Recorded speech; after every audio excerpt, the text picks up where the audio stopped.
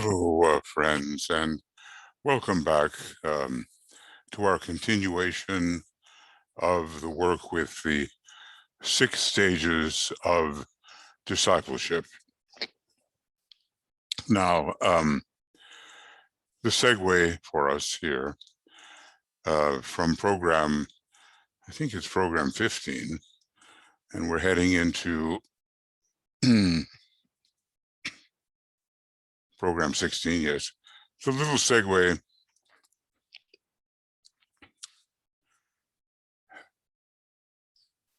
The master of an ashram and the senior initiates, remember, senior initiates are those beyond the 3rd degree, and initiate is one of the 3rd degree. The master of an ashram and the senior initiates in his group are responsible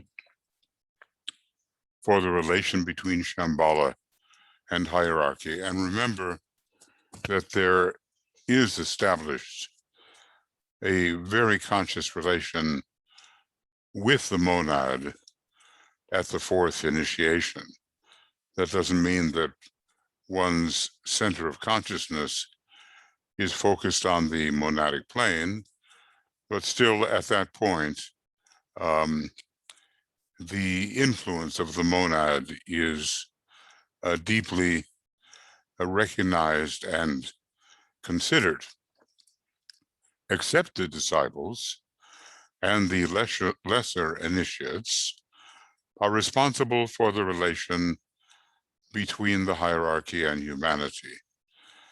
Well, think of the accepted disciples as members of, some of them, as members of the new group of world servers and highly placed in the new group of world servers, and occupying, therefore, the ajna center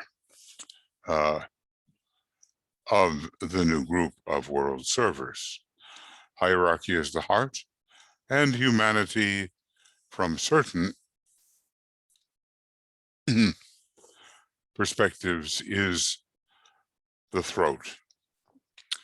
Okay, so we can see where our role as accepted disciples, if we achieve that, would be to somehow mediate between what we can receive from hierarchy, who receives it from Shambhala, what we can mediate to humanity that is open to that kind of energy. And thus, synthetically, as DK says, thus the great chain of the hierarchy of being is preserved inviolate. That's, of course, that's what we want to see, that continuity of energy, even though it becomes necessarily stepped down on the way down, so that it can be applicable, received and applicable to such as we are, and then, of course, such as average, even non-aspiring humanity also is. Now, we're on part 6, and we're looking at the stage of accepted discipleship. This is program number 16, and we're beginning on page 732. In this particular program, we're not going to be able to do the entire 9 pages. No way, because we have some activities tonight, some broadcasts in the Ask program, which features within it some of the meditations which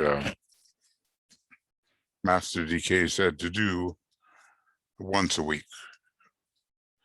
And tonight is the attracting financial resources for the work of the hierarchy. Other things he suggested to do every day, and that is the triangle's work to keep that network illuminatively, lovingly alive. Okay, going on a little bit here, and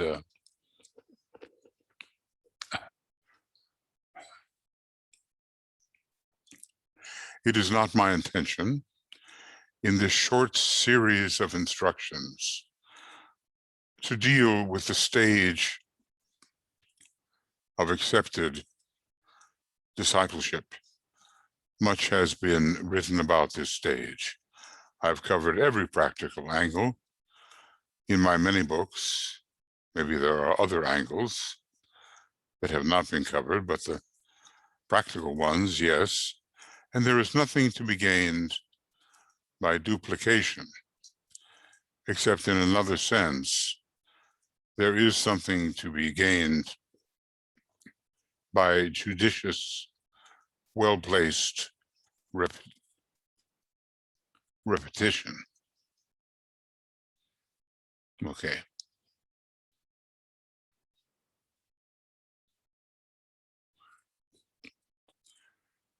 But whatever the Tibetan gives, it's of considerable value and really more than we can ever assimilate. That's pretty clear. The books on discipleship put out by the Theosophical Society adequately cover the probationary path. I have dealt in detail with the path of discipleship, and basically he is distinguishing somehow between the probationary path and the true path of discipleship. Easter, excuse me, little back problem here. Sorry. These different phases have quite a fluid application. And we have to understand the context in which they are used. True discipleship, we might say, begins with the path of accepted discipleship, sometime between the first and second initiation, usually. From another perspective, when you become an initiate of the first degree, you are a true aspirant, and also, in a sense, a disciple who is accepting the things which the teacher details to you, and have made your pledge. The pledge is always coming before acceptance is possible. The angle of the contact which becomes possible upon the path of accepted discipleship, the third phase of these 6 or 7 phases, are well known, but cannot be described in too much detail. To do so apparently would lead to error, because why? As he goes on and says, they vary according to person and ray. So we can't have every person on every ray covered. Generalizing that what DK says about that path definitely applies to them, because there may be individual modifications. I would only ask you to have these modes of approach in mind, remembering that they do occur and occur in varying degrees of clarity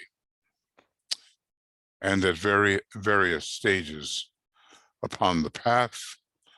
And this is the path of accepted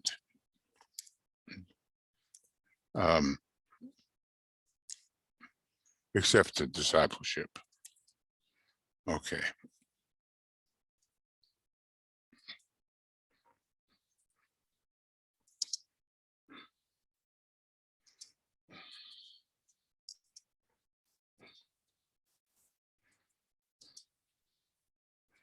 I think a lot of people might wonder why we take such pains over certain technicalities, but the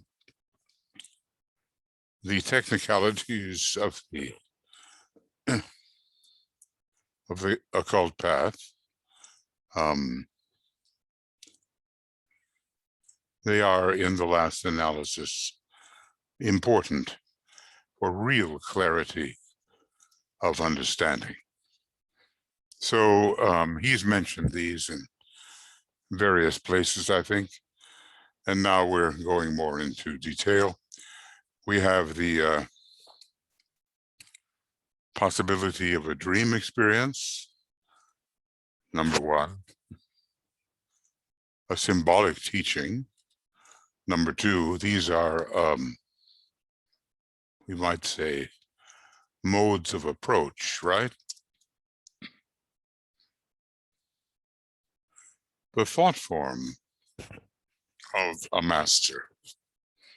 And these are either created by the master or, well, there certainly are thought forms which unfortunately give off fairly erroneous teaching, as he calls it, good words of mediocre cheer, the kind of attaboy support. You're doing great, you know, applause, applause. No.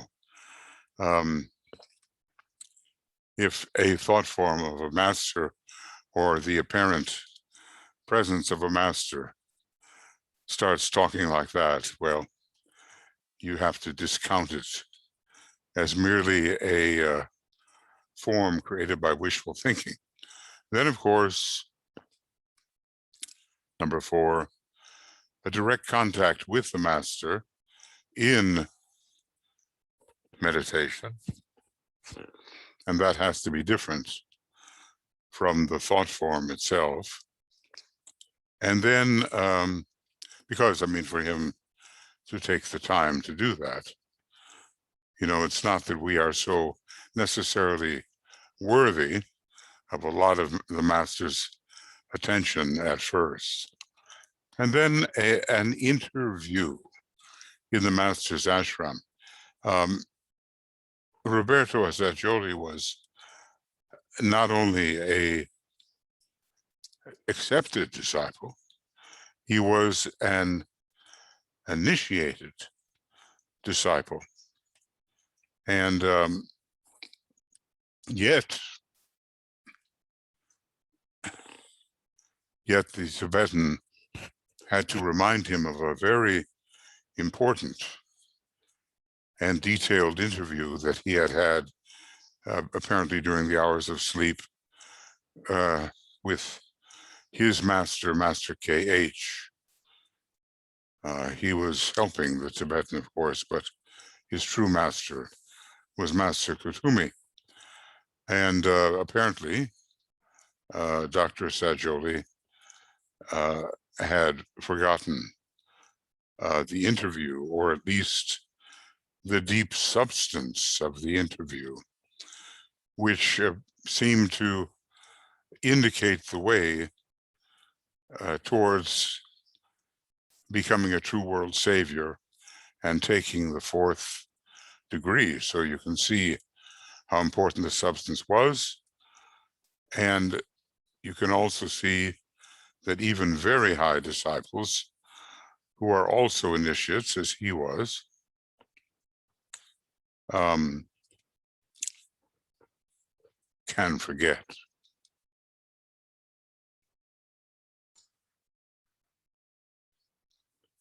Now, the first three modes of approach, or let's call it not only a mode of approach of the disciple to the master, but the master's mode of approach to the becoming accepted disciple. The first three are more usually the experience of the probationary disciple. This dream, symbolic teaching, thought form of a master. The last two are undergone by the accepted disciple, and they have their lower or astral psychic counterparts. So he's trying to help us distinguish between the value of what we may encounter that indicates to us some kind of developing new relation. They are, in this case, not all glamour and illusion, and are not basically reprehensible, for they are, in reality, the seed or guarantee of future inevitable experiences upon the way. People do see thought forms of the masters. They get very excited about it sometimes too, thinking, well, this is in fact the presence of the master. They do see thought forms of the masters, for those thought forms exist. They do receive symbolic teachings upon the astral plane or in the dream states.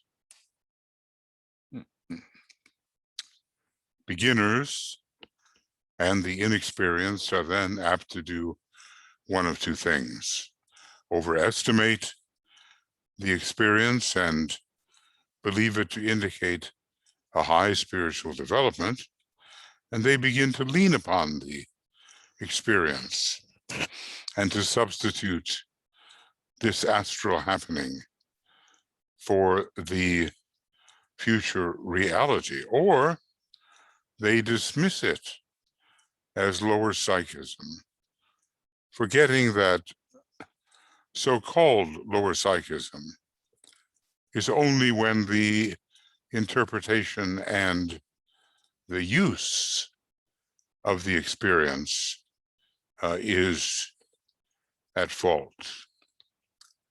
So we have two methods of interpretation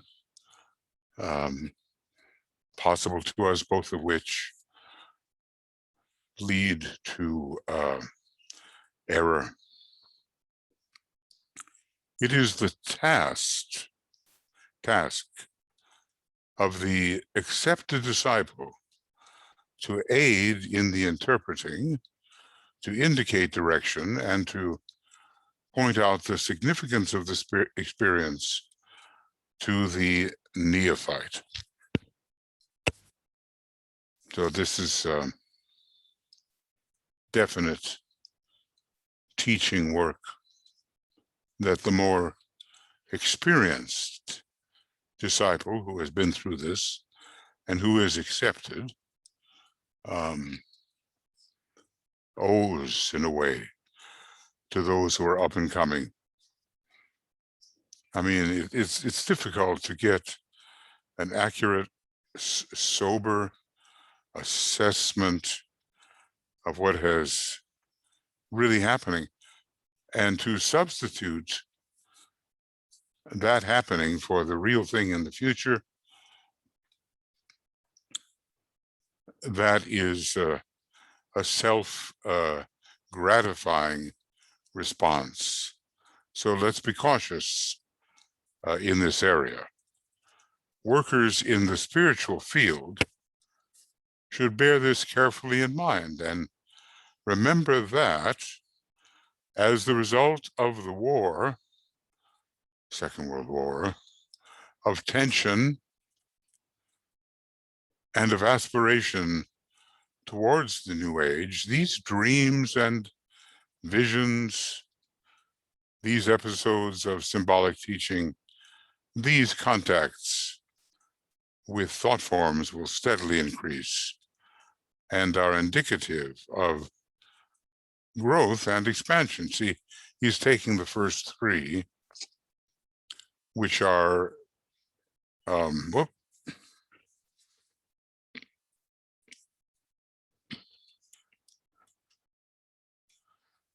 raised the volume so high that would have been unbearable. So these three can be so easily misinterpreted, but they do represent a tendency, some kind of progress towards the real thing. Undirected, unexplained, and misunderstood, or laughed down and ridiculed, or quietly viewed in contempt, even if the listener doesn't say anything, they can greatly hinder and can be forced to descend into the category of true lower psychism. Rightly interpreted and explained, that's the clarity of the impartation is so important to promote the progress of the disciple. Rightly interpreted and explained, they can constitute a series of graded revelations upon the way of light. They exist then as guarantees of future knowledge and as signposts,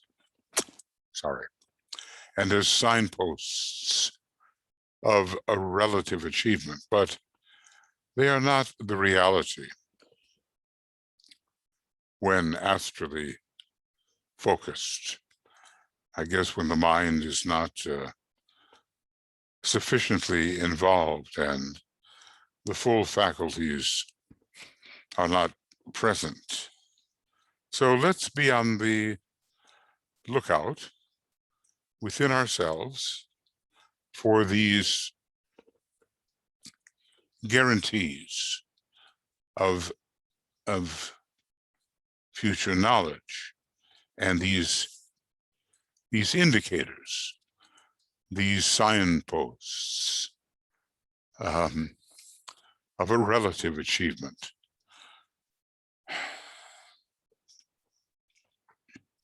And we're just being asked to have a proportional point of view, not to exaggerate or minimize. When we do that, glamour and illusion creep into the situation. So something of value is being indicated to the alert disciple who is able to, let's see, what have I got here? The alert disciple. I've got it now.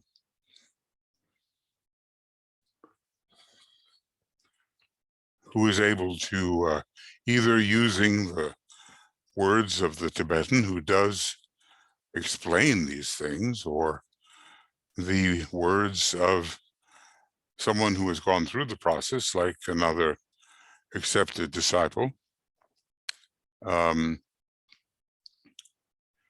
that these can be encouragements along the way.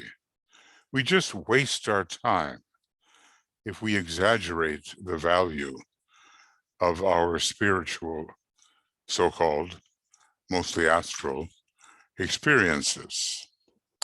And if we interpret things in a way that lands them in the veil of illusion, then also we waste our time. And it's a long time before we wake up, you know.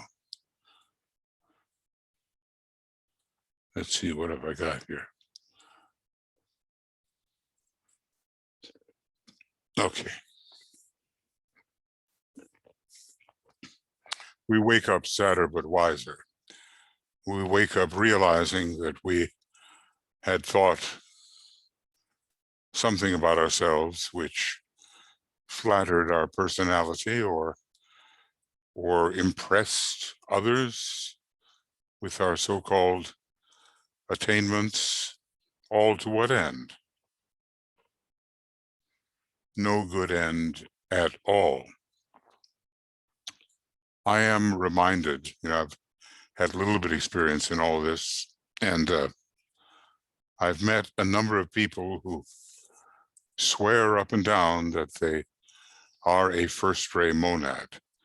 It's always the flashing red lights go off when I hear these assertions, because what it usually means, and it's a very humbling thing to realize it, is that their personality is on the first ray, and they are asserting that personality. It's not the real thing. You have to look for, you know, first-ray monads in incarnation are, and especially in a relatively advanced or disciplic state of development, are very, very rare.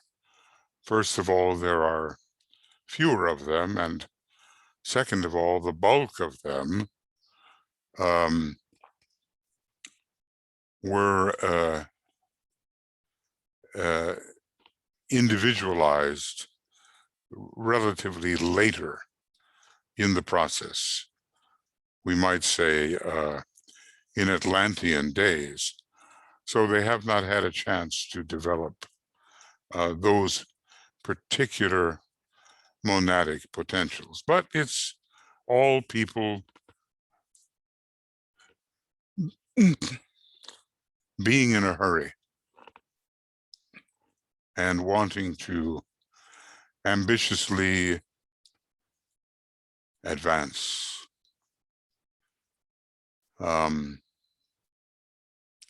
The sense of proportion is missing.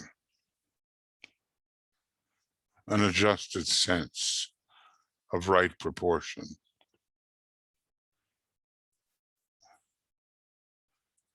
And divine understanding, and there's one more. It defines harmlessness. It's passing through my mind, but look it up in the rules and laws of esoteric healing.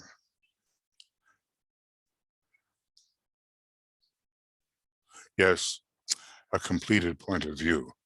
So that sense of proportion, a completed point of view, and divine understanding. No, those qualities are not there yet. So it's not the reality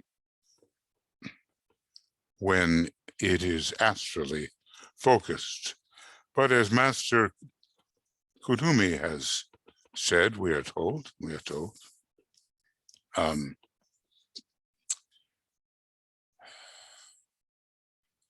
a few drops of rain do not make a monsoon, but they presage it. They foretell it. It is coming. So we won't mistake the presage for the absolute, for the thing in itself. Disciples need to bear in mind always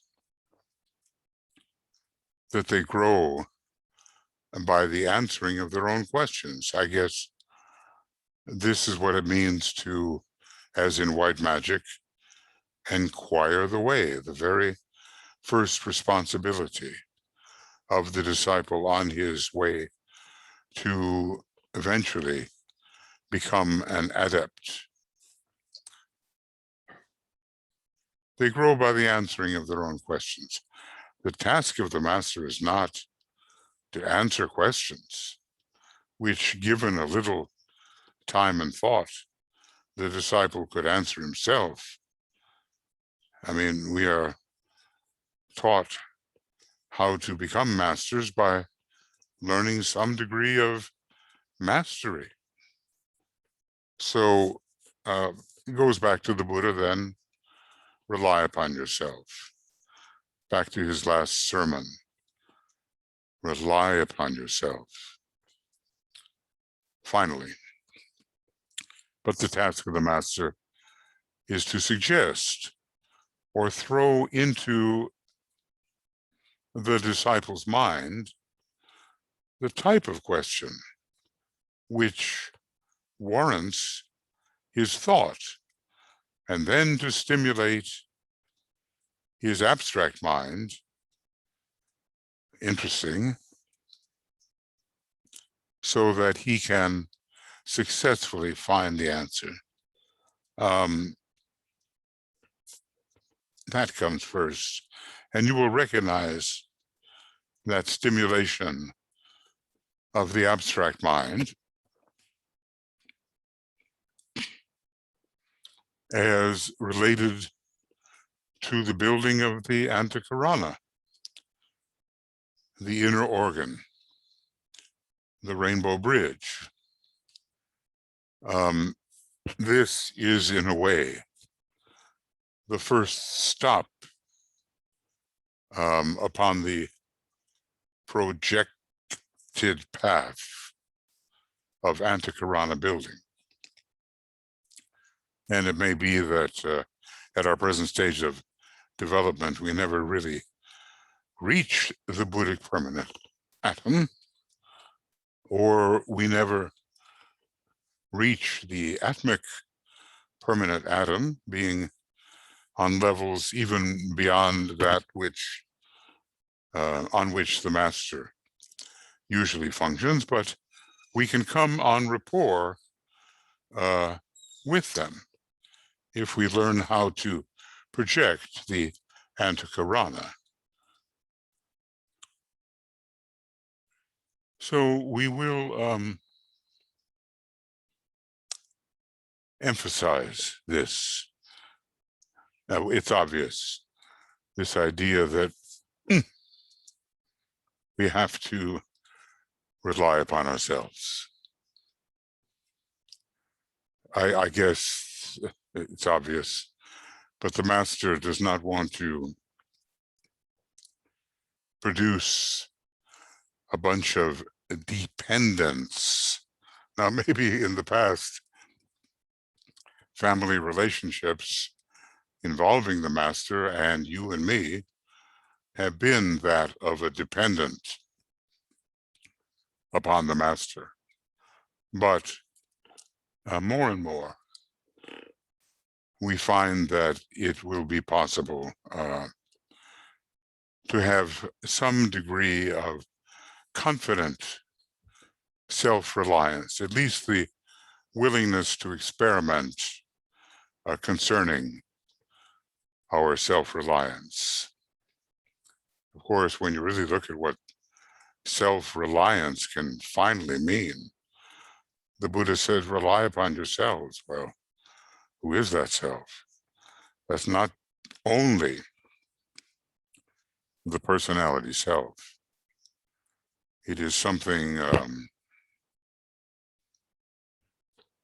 that takes us all the way into some very high places, very high points of tension, which are the self, the triad, the monads. Well, and then, we could go on.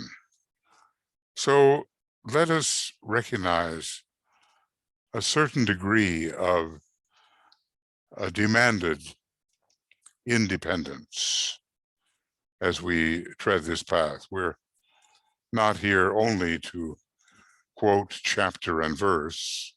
I know I do it a lot, okay, but the Tibetan said this, the Tibetan said that, Jesus said this or that, Christ said this or that.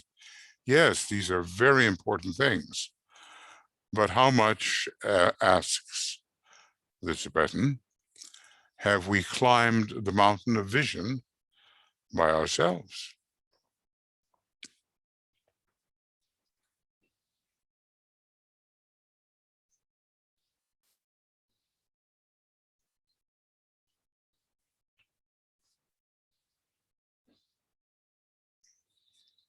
We have to have the will to do that by inquiring the way.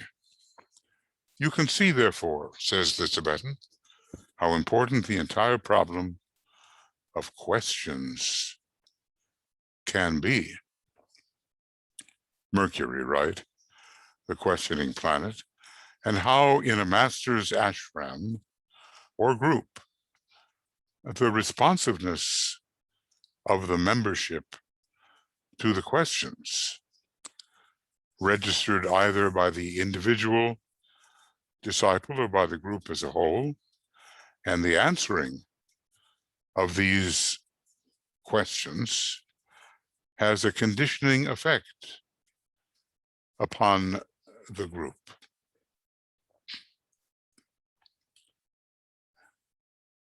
An ashram, the state of consciousness of a spiritual group, and questions. The word quest is in there, of course, and it suggests further and further progress.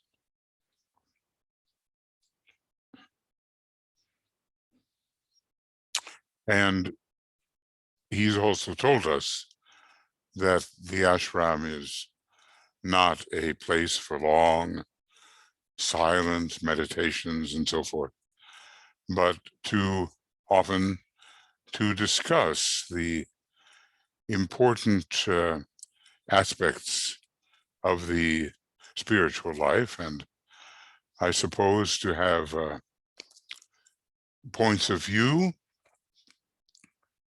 in the answering of certain questions, which help the group as a whole reach some kind of reasonable consensus, even though the methods used by the individuals in their related service may be very different from each other. So what do we have here?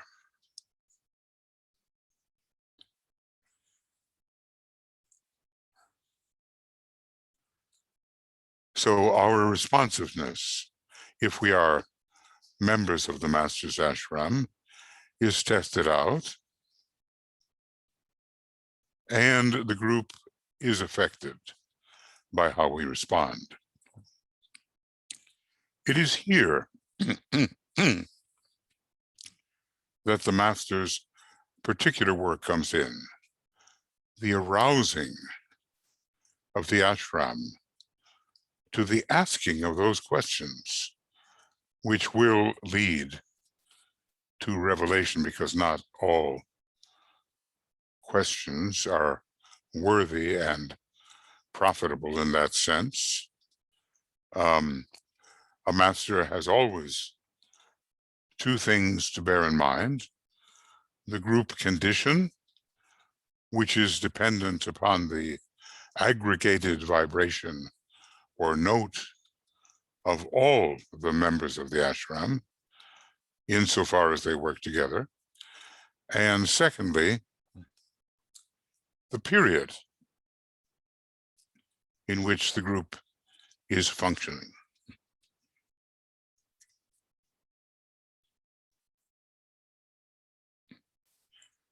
So there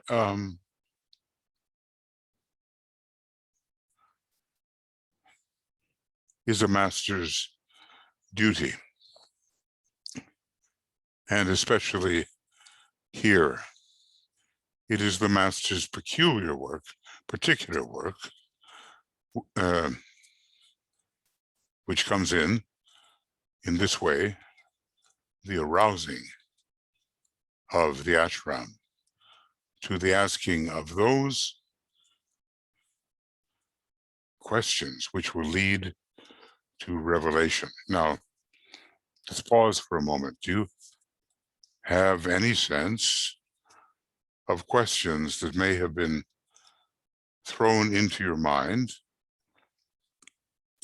due to your affiliation with the master and his group or groups, which are of the type that will lead to revelation? Let's just pause for a moment and see if any of those kinds of questions are still retained in our consciousness. Just pause for a moment.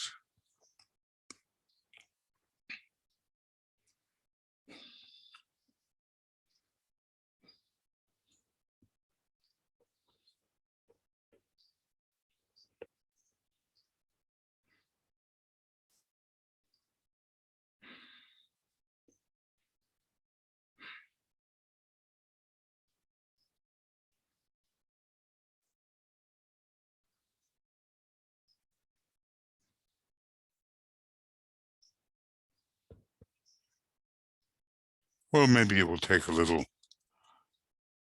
time to arrive at such questions, but questions around the essential are, of course, important. And questions around what the master really wants done in his ashram have a high revelatory value. Questions about the personnel, well, maybe they arise from a rather lower state, which is self-concerned and concerned with the personality aspect of others. So it takes a little probing, doesn't it, to get into the question of which questions lead where.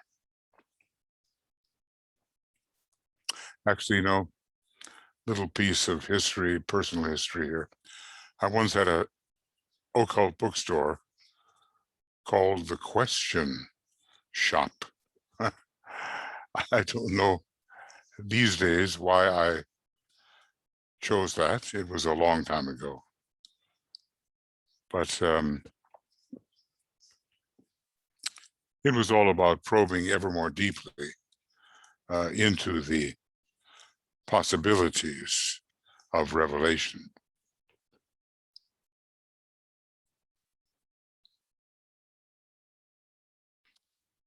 Now, going on just a little, because this of necessity has to be a shorter program. The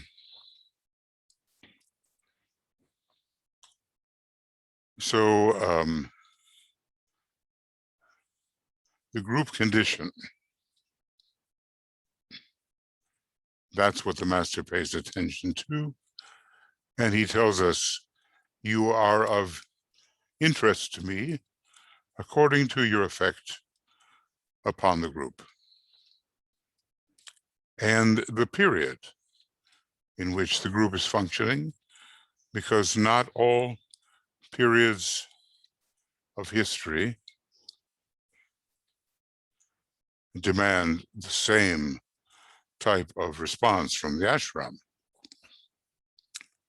To this must be added the total responsiveness of the entire ashram.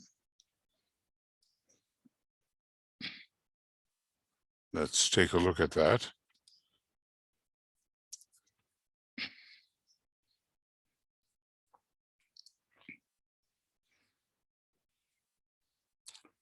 One of the difficulties confronting all ashrams, viewing them as wholes, is to absorb new members and disciples, either singly or in groups. It reminds me of early days, long ago, of Masonic induction. Usually the candidate would go through the intake ritual, that of the entered apprentice alone. But there, at the time I was entering back in 1974, there was a significant number of people who wanted to join. And so they were brought in groups of 3, maybe sometimes 4. And everybody had to know the responses, because each one of the inductees, the newly made initiates, had to respond when he was called upon. So he had to know the entire response that was required. It was a lot of memorization work. So anyway, it's a difficulty to absorb new members and disciples. And one question that necessarily arises is, how can a group within an ashram constituted of relatively new disciples and beginners on the path of accepted discipleship become increasingly sensitive to the vibration of the ashram as a whole, and of the master of the ashram? Well, it's always difficult to take new members into any kind of project. They have to learn the ropes, as it were, borrowing a kind of image from the old sailing ships.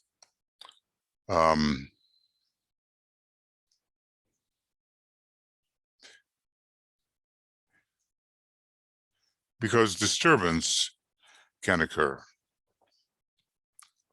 This question in reality embodies the major problem existent between the personality and the soul, between the master and the disciple, between humanity and hierarchy. So it must be an important question, because we're always dealing with the adjustment of the higher and the lower. And there is much accommodation to be made when the lower, with difficulty, comes into the presence of the higher. Humanity, of course, right now is going through that particular problem. It is basically a question of registering essential unity and the cessation of separativeness. Registering essential unity and the cessation of separativeness.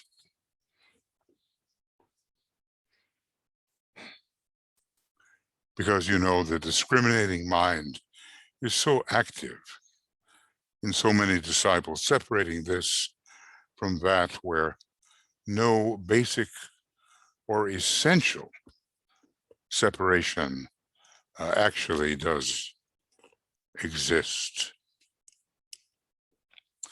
Disciples in their consciousness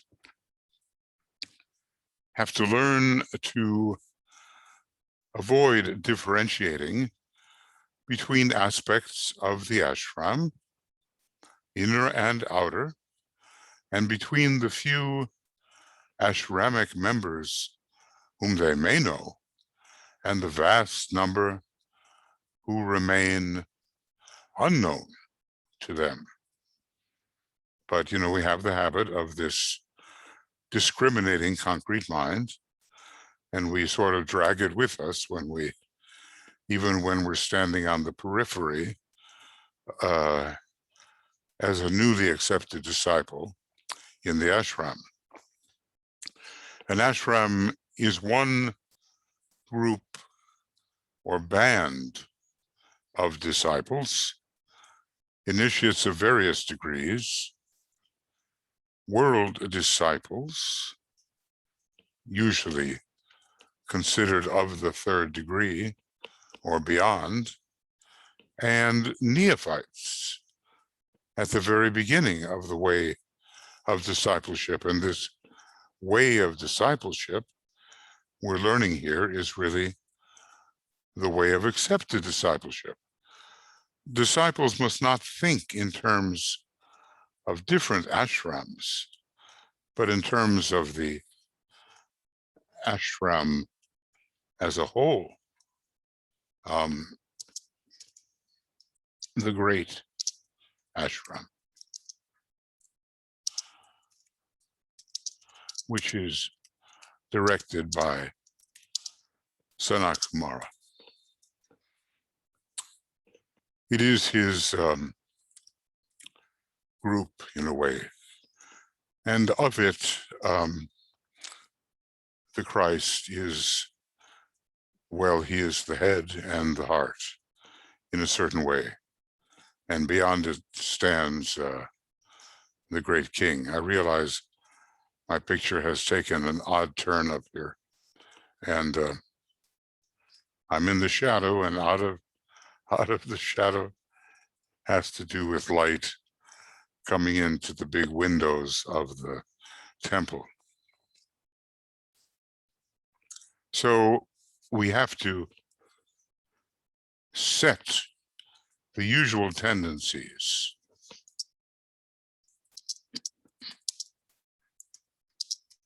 of the concrete mind aside.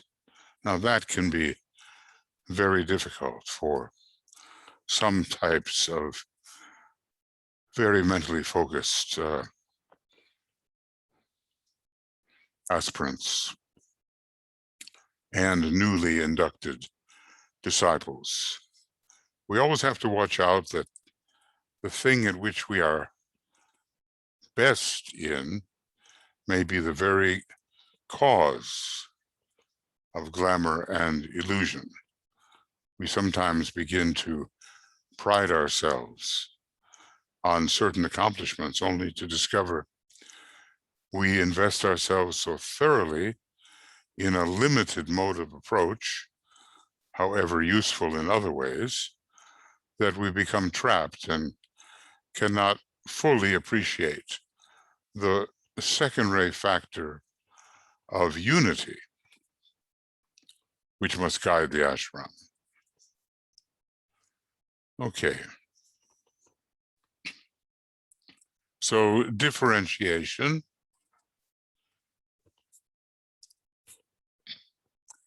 is something we have to avoid, and we have to keep that concrete mind in leash.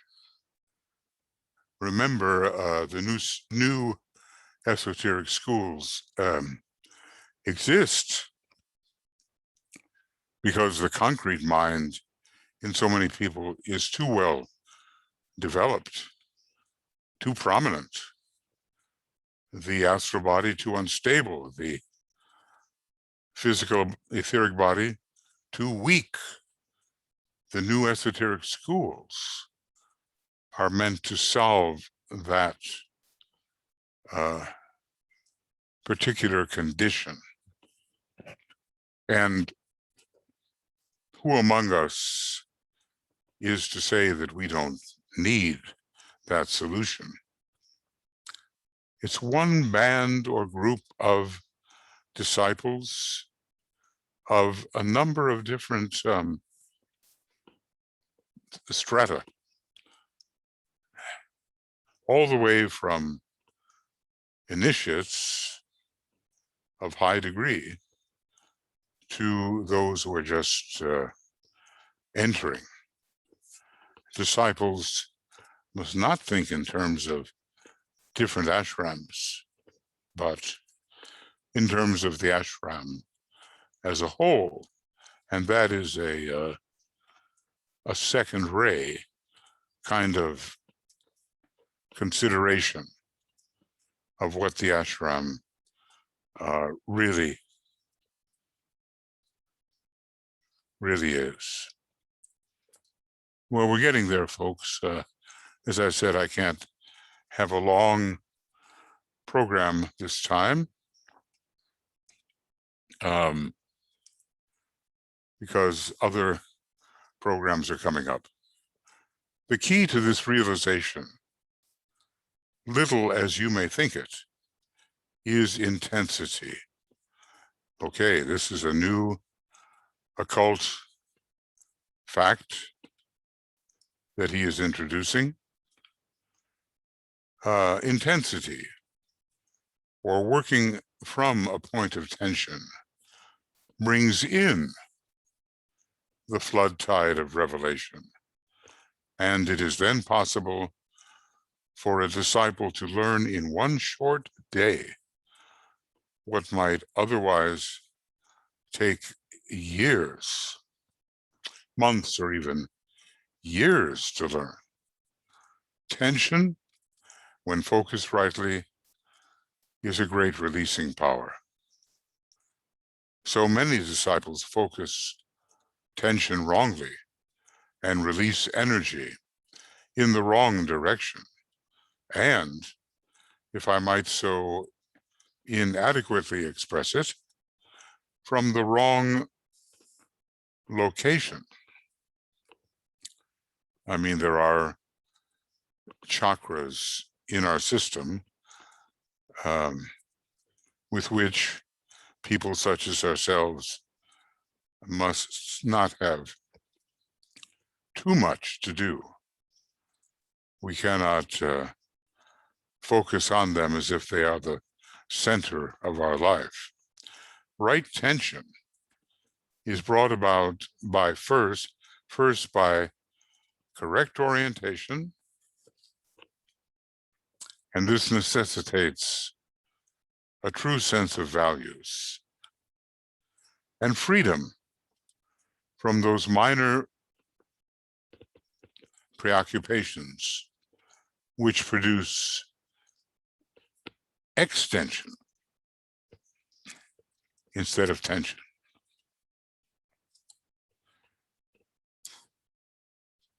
If you are, to give a very usual illustration, preoccupied with your physical condition, you will not experience the tension which will make you a magnetic center of power and love. If you are preoccupied with the failures of other people or with their ideas about you, so one would be kind of a critical attitude, and the other an unnecessarily sensitive attitude, which can be solved by the old saying, they say, what do they say? Let them say. You will again fail to experience the tension which releases. You would find it of value to discover where your extensions are. They are, in a way, energy leaks, we might say, and then retreat inward to the point of tension, from which you can consciously and effectively direct soul energy. Well, I think I'm going to pause here because a meditation which I must lead is coming up.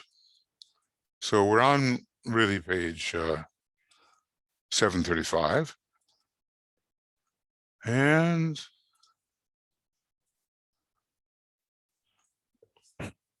we're working in the 6 stages of discipleship, especially accepted discipleship. So this has taken us to 735, and it is the 13th of June. Yes, I didn't get back to it last night the way I hoped I would. Sometimes it just happens. But now we're on a new subject, and it will make a good segue.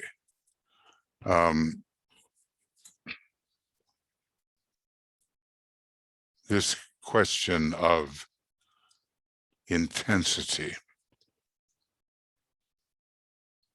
And let's see.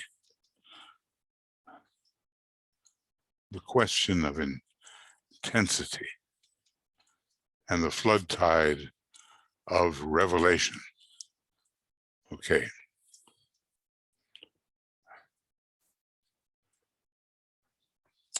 So we'll plunge right back into the middle of that particular subject. And we've covered just a few pages. And we'll begin with program 17 of the 6 stages of discipleship. And I better not be too optimistic. Sometimes I like to say, well, I'll continue tonight, but it might not be the case at all. So this will, well, we have nine pages in this particular section. So even the next program, before discussing Chelan the thread, will not probably be completed. The remaining section on accepted discipleship will probably not be completed in any program I do next as program 17. Well, friends, look, thank you for being here. And I'm, really trying hard to do at least one program a day. And sometimes it's possible and sometimes it's not. So let's keep studying. And thus, through application of the Tibetans' wise and detailed words, we will improve our discipleship usefulness. Lots of love from Tuya and me and the communications group, and we will talk to you soon. Bye-bye for now.